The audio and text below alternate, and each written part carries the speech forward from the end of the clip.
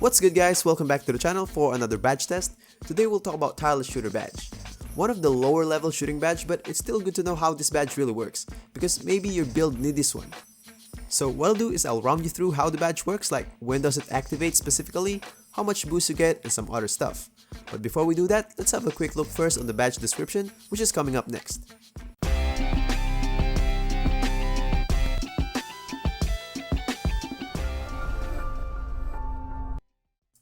For the badge description, shot attributes on jump shots suffer a smaller penalty than normal when fatigued.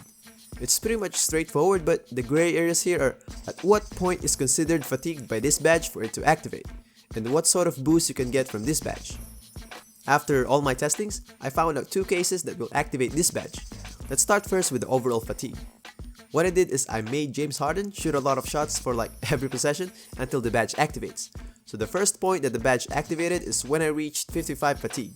Did a couple of tests more and it's pretty much the same, 55. This is for bronze by the way. Now the question is, does badge upgrades affect these 55 point boundary? So I put it on silver and still the same thing. I tried to put it on Hall of Fame and surprisingly it did the same thing.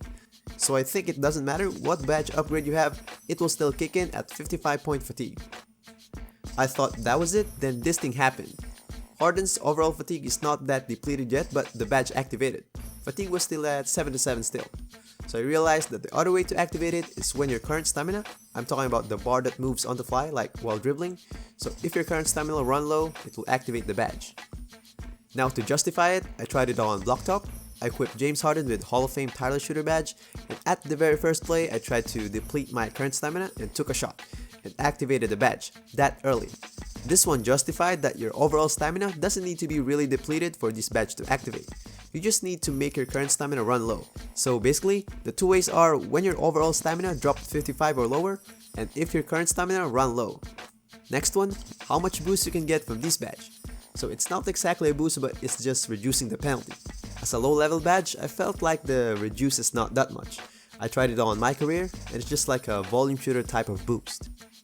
Now for the last question, does your build need it? As a pure sharp on park modes, I don't think you really need it. Even in this game, I jacked up a lot of shots, run through around the court a lot of times, and I haven't reached the fatigue threshold for the badge to activate. And I can't deplete my stamina because I don't really dribble, so the whole game it didn't pop out. Now, I think the only 2 ways that this badge will fit you is if you're a play sharp that dribble a lot on parks, chances are high that you reach the current stamina threshold that lets you activate the badge. It's really useful if you carry your team, that you wear yourself a lot, but I think bronze at max is the good one. You don't want to waste a lot of badge upgrade that you don't even know if you're gonna use it. Another way is if you're grinding in my career and you dribble a lot and jacking up a lot of shots. It's really handy to have it, but just put it on silver because your coach will sub you anyway if you get too tired. So that's it for this tutorial. If you liked the video, please click that like button and don't forget to drop by the channel for some other videos and subscribe to tune in for upcoming tutorials, and happy gaming guys!